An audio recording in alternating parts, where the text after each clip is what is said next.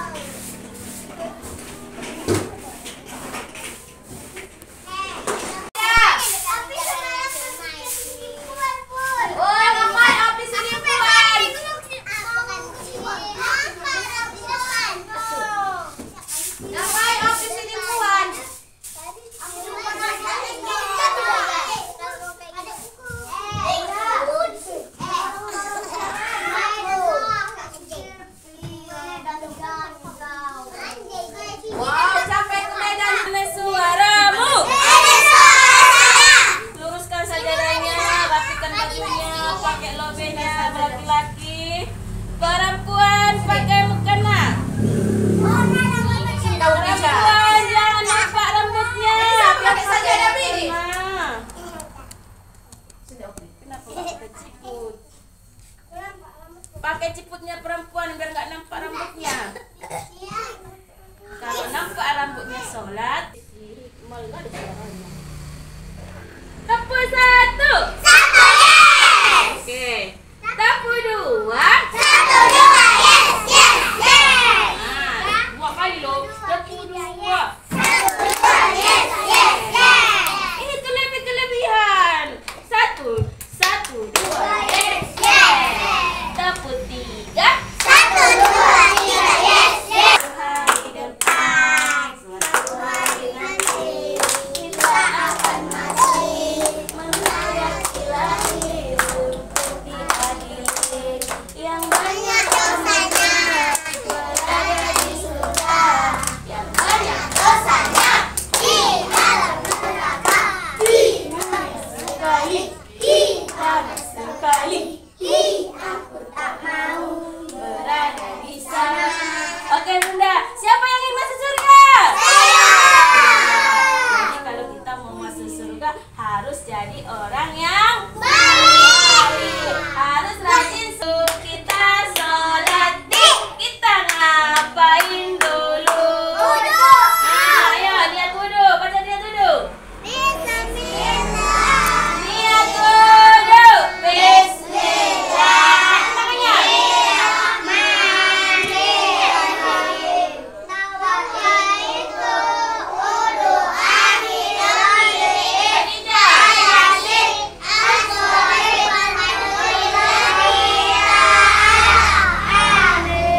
Artinya sengaja aku bersuci untuk menghilangkan hadas kecil dan hadas besar karena Allah Ta'ala. Oke, lalu tepuk wudhu.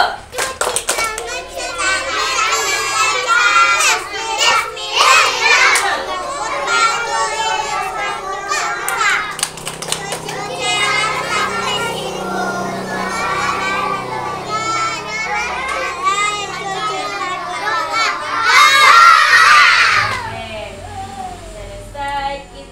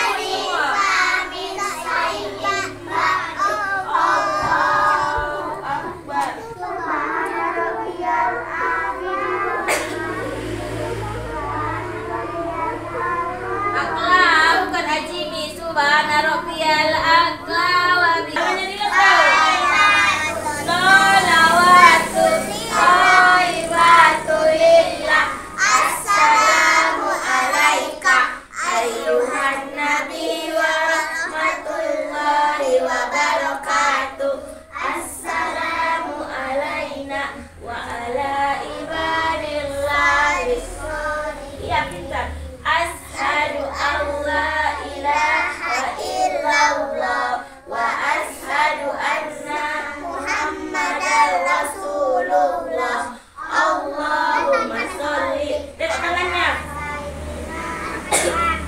Wa ala ali sayyidina Muhammad kama shallaita ala sayyidina Ibrahim wa ala ali sayyidina Ibrahim wa barik ala sayyidina. Baca doanya. Astagfirullah. Sekali kita taati.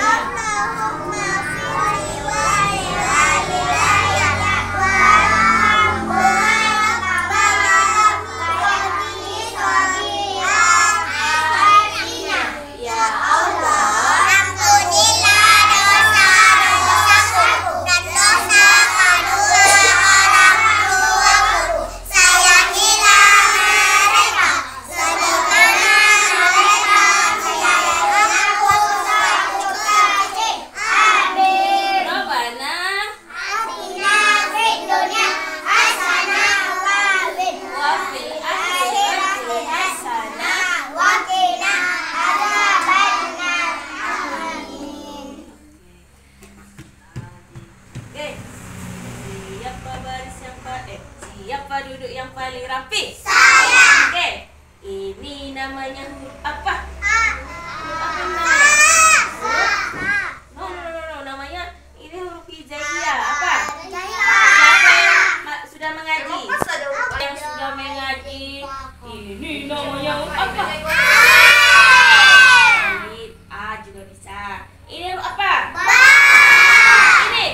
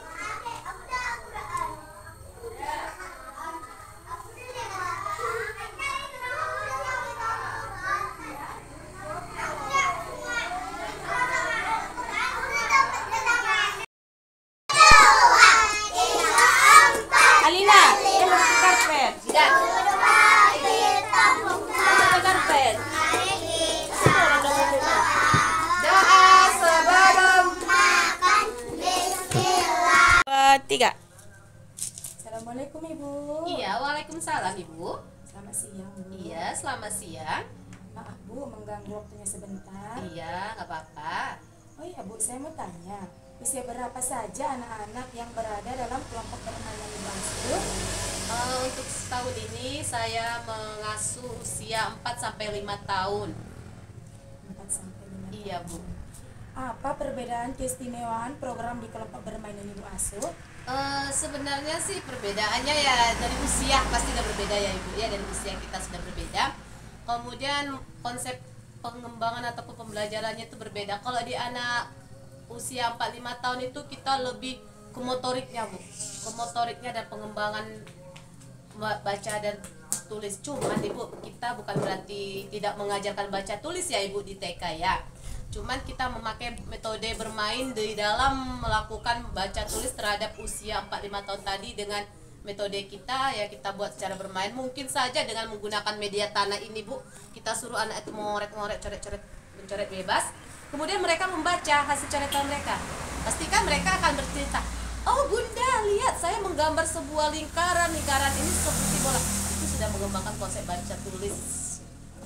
Oh gitu ya Bu? Iya Ibu. Membaca dan menulis.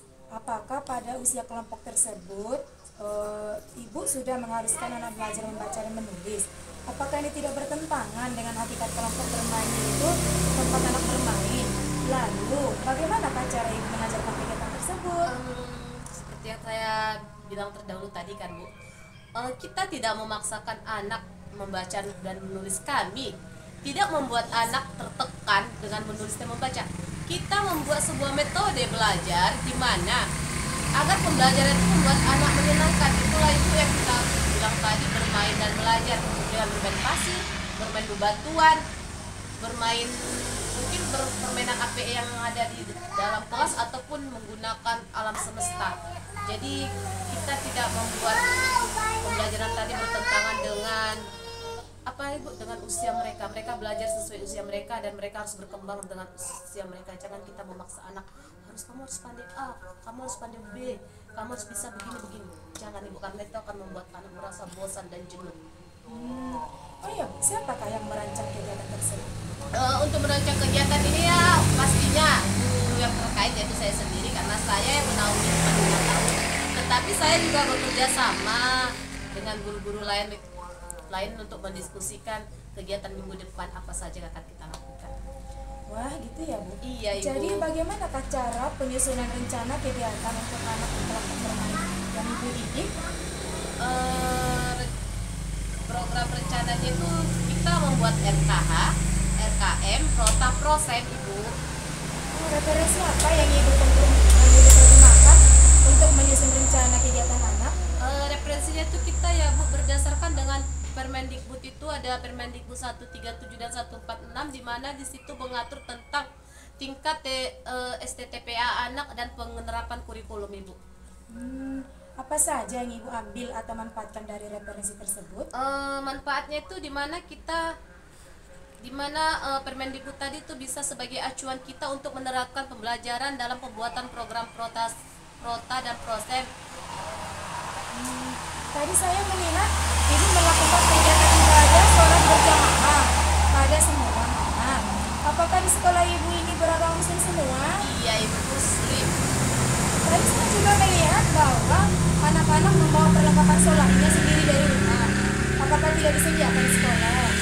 Untuk perlengkapan sholat seperti mukena, sajadah, dan lobe itu setiap murid itu wajib membawanya itu setiap hari Jumat, karena memang di Jumat ini kita itu Bu khusus ibadah.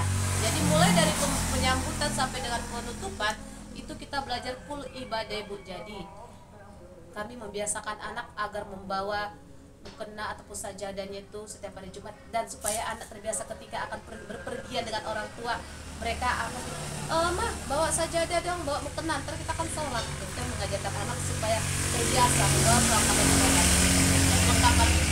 ibadah. Oh, ternyata itu alasannya. Iya Bu. Lalu kenapa Ibu memandu anak dengan berdiri di depan?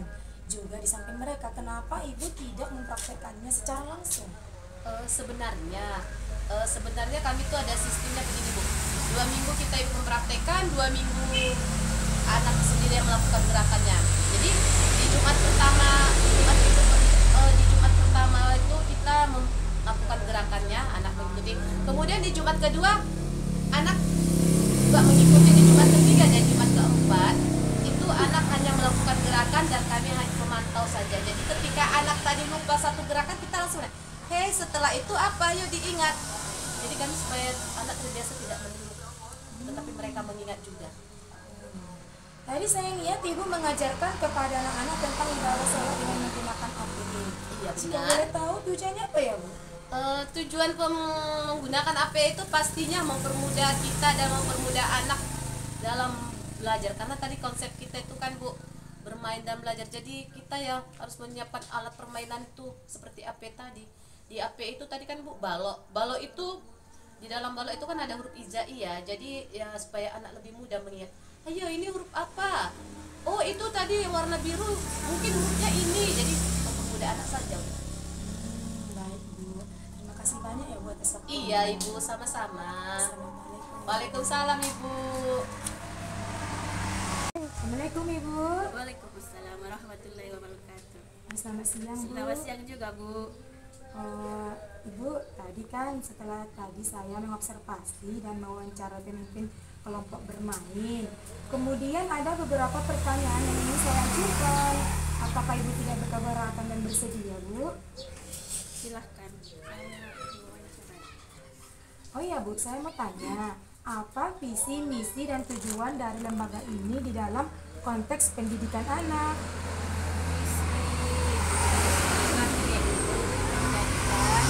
Kami bermain dan belajar guna pembentukan generasi Islam sejak dini yang sehat, cerdas, kreatif, ceria, mandiri, dan berakhlak mulia. Untuk misi kami yaitu menanamkan sikap akhlakul karimah dan menerapkan ajaran Islam sesuai perkembangan anak usia dini, menciptakan suasana bermain yang menyenangkan, baru membangun kerjasama bersama orang tua.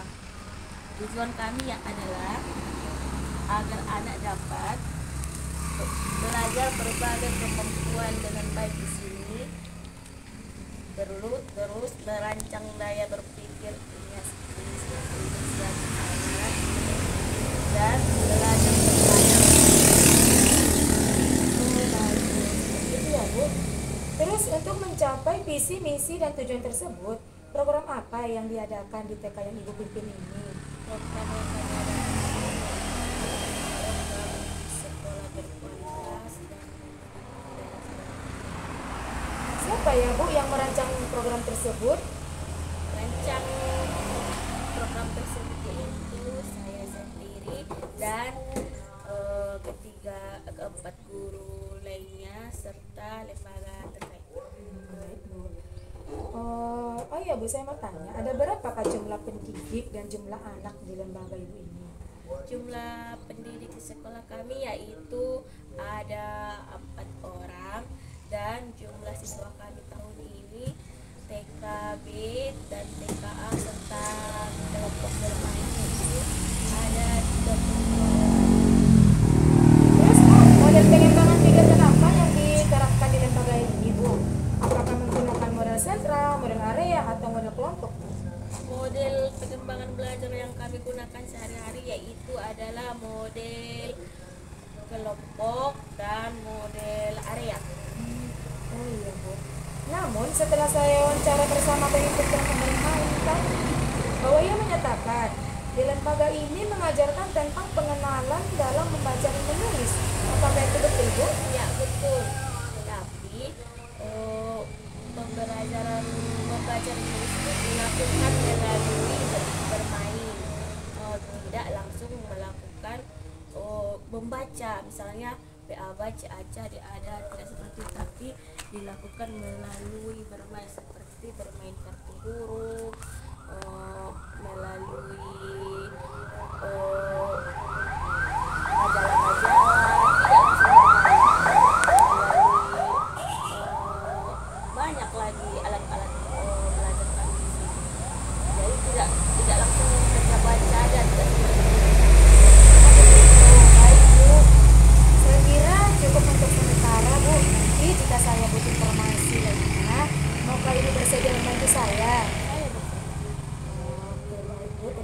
banyak atas waktunya ya Bu. Assalamualaikum.